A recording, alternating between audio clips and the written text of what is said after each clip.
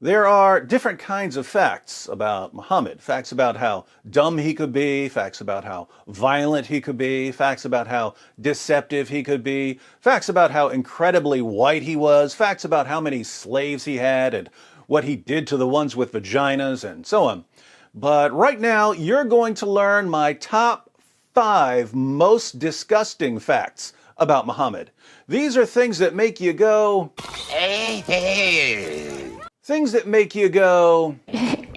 Oh, am I right or am I right? Things that make you go... I think there should be some sort of reward for people who can make it through all 5 facts without vomiting. How about bragging rights in the comments section? Side note to the Muslims who are watching, I would love to see you explain fact number 1. Just remember, if you get mad, you're not getting mad at me, you're getting mad at the facts, all of which will be proven directly from your most trusted sources. So, defend your prophet, if you're able. Now, 4 out of the 5 nauseating facts you're about to ponder are unknown to almost everyone, especially to Muslims. Only one of them is slowly becoming common knowledge. This means that if you share these facts with your Muslim friends, 4 out of 5 of these facts will be almost completely new information to them.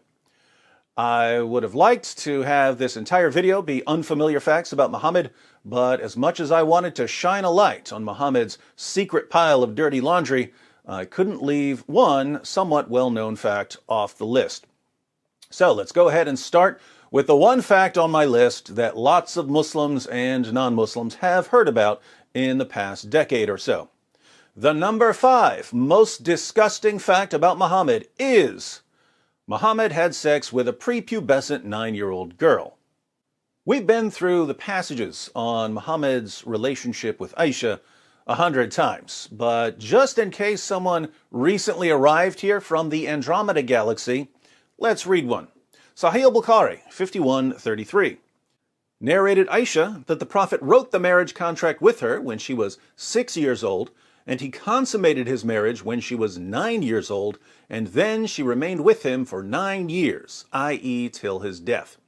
The Muslim sources report that Aisha was playing on a swing when some women came to get her and take her to her husband.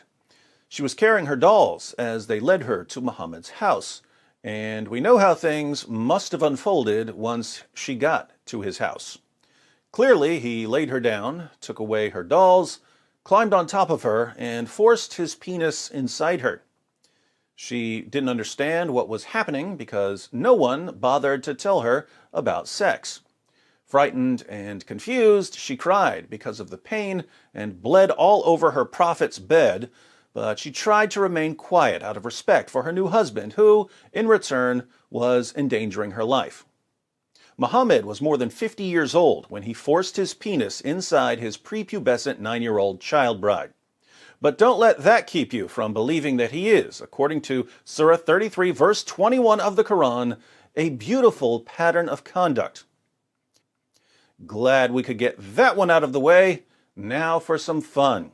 The number 4 most disgusting fact about Muhammad: Muhammad encouraged his followers to suck on each other's fingers. Islam is the only religion I'm aware of that promotes finger sucking. Sahih al-Bukhari 54:56. Narrated Ibn Abbas, the Prophet said, "When you eat, do not wipe your hands till you have licked it or had it licked by somebody else." Sahih Muslim 52:94.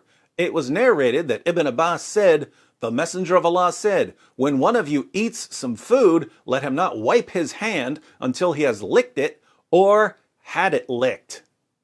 Why did Muhammad want his followers to lick their fingers and to lick each other's fingers? He tells us, Sahih Muslim 5300. It was narrated from Jabir that the Prophet enjoined licking one's fingers and wiping the plate, and he said, you do not know in which part the blessing is. Muhammad goes through this in other passages. Long story short, Allah hides a blessing somewhere in your food, but you don't know where the blessing is hidden, so you should lick your fingers. If you want someone else to have the blessing, you tell him to lick your fingers. You'll be doing him a favor. You definitely don't want to simply wipe your hands on a napkin, because then the blessing will be on the napkin and Satan will steal it. Now, if you don't know much about how germs spread and why it's a bad idea to be sucking on other people's fingers, no worries. I promise you that by the time we get through fact number 2 and fact number 1, you'll understand perfectly why you should never, ever suck on another man's fingers. But before that, we have the number 3 most disgusting fact about Muhammad. Muhammad swapped spit with little boys. In Bukhari's Al-Adab al-Mufrad 1183, we read, it is related that Abu Hurairah said, I never saw Al-Hasan without my eyes overflowing with tears. That is because the Prophet, may Allah bless him and grant him peace, went out one day and I found him in the mosque. He took my hand and I went along with him. He did not speak to me until we reached the market of Banu Kainuka. He walked around it and looked. Then he left and I left with him until we reached the mosque. He sat down and wrapped himself in his garment. Then he said, where is the little one? Call the little one to me. Hassan came running and jumped into his lap. Then he put his hand in his beard. Then the Prophet, may Allah bless him and grant him peace, opened his mouth and put his tongue in his mouth. Then he said, O Allah, I love him, so love him and the one who loves him.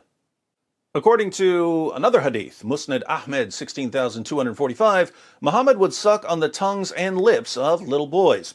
But fear not, he also guaranteed that if he sucked on a boy's tongue or lips, that boy's tongue or lips would never be tormented by hellfire. Creepiness factor 1,000,000. Now, if you're wondering whether you should let someone like Muhammad suck on your little boy's tongue, you should probably think carefully about the next fact. The number 2 most disgusting fact about Muhammad: Muhammad would have sex with 9 women and girls, but only take 1 bath. Sahih al-Bukhari 5068. Narrated Anas, the Prophet used to go round, have sexual relations with all his wives in one night, and he had 9 wives. Sahih al-Bukhari 5215. Narrated Anas bin Malik, the Prophet used to pass by, have sexual relation with all his wives in one night, and at that time he had 9 wives. So we're clear on the sex with 9 women and girls part, but check out the chapter heading of this hadith. Whoever had sexual intercourse with all his wives and then took 1 bath only. The Prophet Muhammad, history's greatest man, would have sex with 9 women and girls in one night in Medina, the armpit of Arabia, a city with an average high temperature of 109 degrees in the summer, but would only take 1 bath. Can you think of a problem? It's the smell. Back to an earlier point, let me ask the Muslims here. Suppose you were a companion of Muhammad. Think about being in this scenario. One day, your prophet is having one of his sexathons, but he needs a little energy boost between wife number 5 and wife number 6.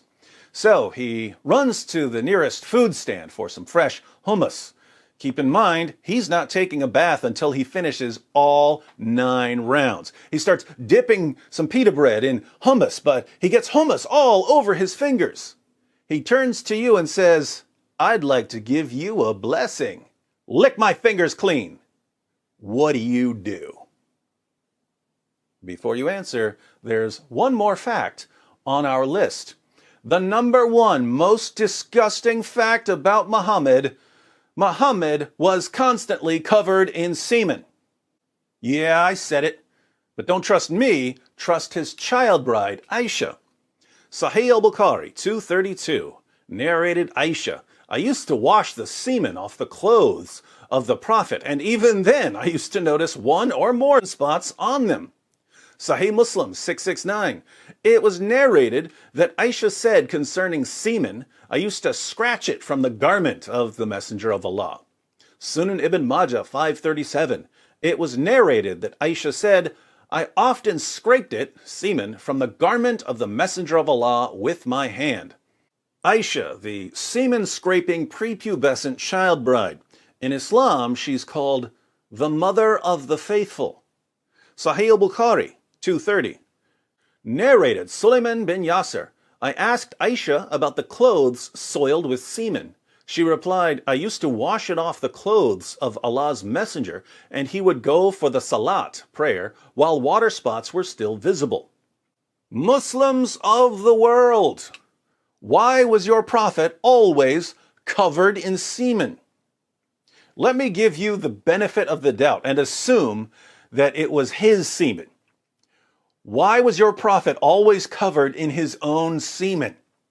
Masturbation wasn't allowed, so that wasn't the source of the semen. Coitus interruptus was frowned upon, meaning that he wasn't allowed to pull out of his wives or sex slaves. So where was all of this semen coming from?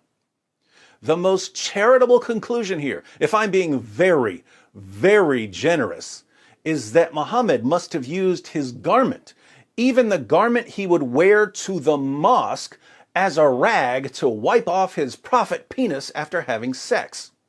That's the nicest conclusion I can draw. Trust me, the other conclusions I can draw are much, much worse.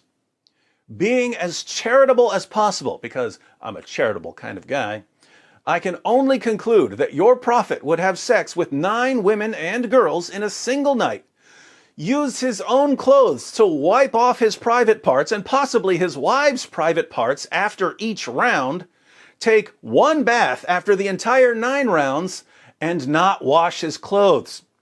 Then he would put his clothes on and get ready to head to the mosque. And Aisha, the semen-scratching child bride, would see the semen stains all over him, so she would stop him and try to scratch off or wash off as much as she could. Muhammad would then go to the mosque with wet spots still visible on his clothes. Would you want to be around this guy? Would you want to give him a hug and have his clothes pressing up against yours? Would you want to suck on his fingers? Would you want to suck his fingers clean after lunch? Would you want him sucking on your toddler's tongue? Would you want him marrying your prepubescent daughter? Have you ever met anyone in your entire life who was filthier and more disgusting than Prophet Muhammad? If you're feeling a little nauseous right now, I've got a trick that will make you feel better in just a moment. But before Dr. Wood cures your nausea, be sure to subscribe and click the bell for notifications. I'm not on Facebook or Twitter, so please share this video on other platforms. As always, I'm not stingy with my content, so feel free to mirror my videos on your own channels. If you'd like another way to support the channel, you can click the join button to join the Boom Squad. There are other ways to support in the description box. In the comments, let me know if there are any other disgusting facts about Muhammad that I should have included on this list. If you're a Muslim, be sure to share with us how you reconcile your conviction that Muhammad is a wonderful moral example with the facts I've presented. Facts you're hearing for the first time, because, let's face it, your imams don't tell you this stuff. All right, Dr. Wood to the emergency room for a mass outbreak of nausea. What's the remedy for stomach problems? Everyone who's been following my channel, all together now. camel urine. Muhammad's miracle magic cure-all for stomach ills was camel pee. Of course, Muhammad told his followers that if you drank his urine, you'd never have an upset stomach again. Maybe I need to turn this into a top 10 list.